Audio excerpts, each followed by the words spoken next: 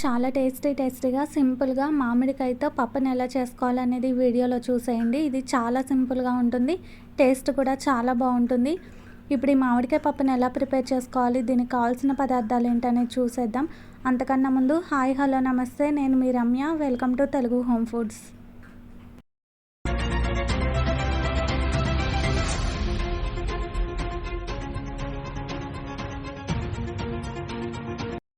ఈ మామిడికాయ పప్పుని ప్రిపేర్ చేసుకోవడం కోసం ఫస్ట్ ఒక ప్రెషర్ కుక్కర్ని తీసుకొని అందులో ఒక 2 గ్లాసెస్ వరకు కందిపప్పును తీసుకోవాలి. తర్వాత ఇందులోకి వాటర్ని వేసి నీట్గా ఒక 2-3 టైమ్స్ వరకు వాష్ చేసుకోవాలి. తర్వాత ఈ పప్పు మునిగే వరకు వాటర్ని వేసుకొని 4-5 విజిల్స్ వరకు మెత్తగా ఉడికించుకోవాలి. ఈలోపు పచ్చి మామిడికాయలు ఒక రెండింటిని తీసుకొని వాటిపైన ఉన్న పొట్టు మొత్తాన్ని పీల్ చేసుకొని వీటిని చిన్న చిన్న ముక్కలుగా కట్ చేసుకొని తీసుకోవాలి. బాగా పులుపున్న మామిడికాయలు అయితే ఒక కాయ అయితే సరిపోతుందండి. కొంచెం పులుపు తక్కువ ఉంది అనుకుంటే ఒక 2 కాయలను వేసుకోవచ్చు. ఇప్పుడు ఒక చిన్న గిన్నెని తీసుకొని అందులోకి మనం కట్ చేసుకున్న ముక్కలన్నిటిని వేసుకోవాలి. ఈలోపు మనకి పప్పు అనేది ఇక్కడ విజిల్స్ వస్తుంది కదా. ఇప్పుడు ఈ మామిడికాయ ముక్కల్లోకి పసుపు ఒక 1/2 టేబుల్ స్పూన్ వరకు వేసుకోవాలి. తర్వాత సాల్ట్ ఒక 2-3 టేబుల్ స్పూన్స్ వరకు వేసుకోవాలి.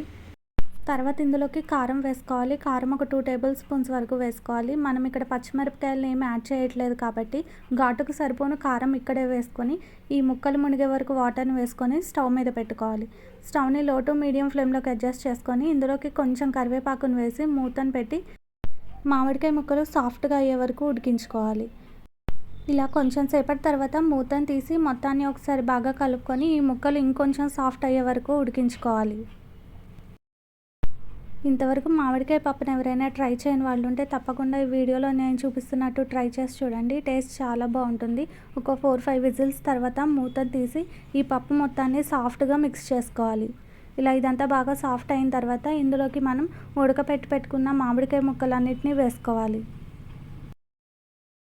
ఇక్కడ నేను తీసుకున్న పప్పు క్వాంటిటీకి ఈ మామిడికాయ ముక్కల పులుపు అనేది కరెక్ట్గా సరిపోయిందండి. మీరు తీసుకున్న పప్పుని బట్టి ఈ పులుపుని అడ్జస్ట్ చేసుకోండి. ఇప్పుడు ఈ పప్పులోకి ఇదంతా బాగా కలిసే వరకు కలుపుకోవాలి.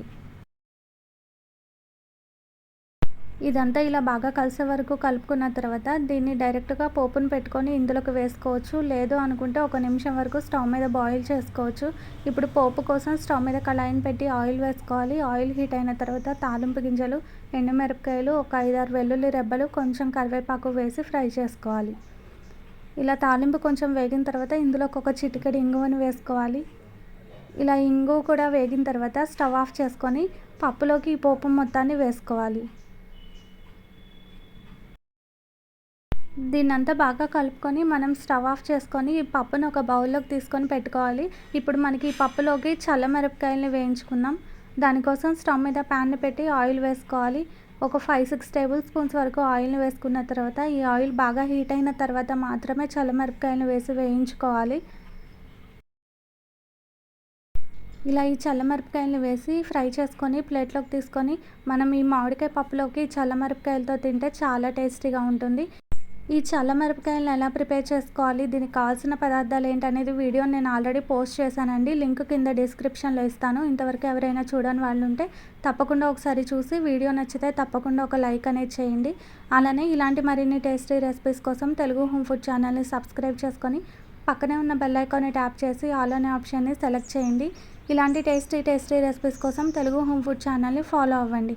ఇన్స్టాలో కూడా తెలుగు హోమ్ ఫుడ్ పేజ్ని సెర్చ్ చేసి ఫాలో అవ్వండి. Thanks for watching.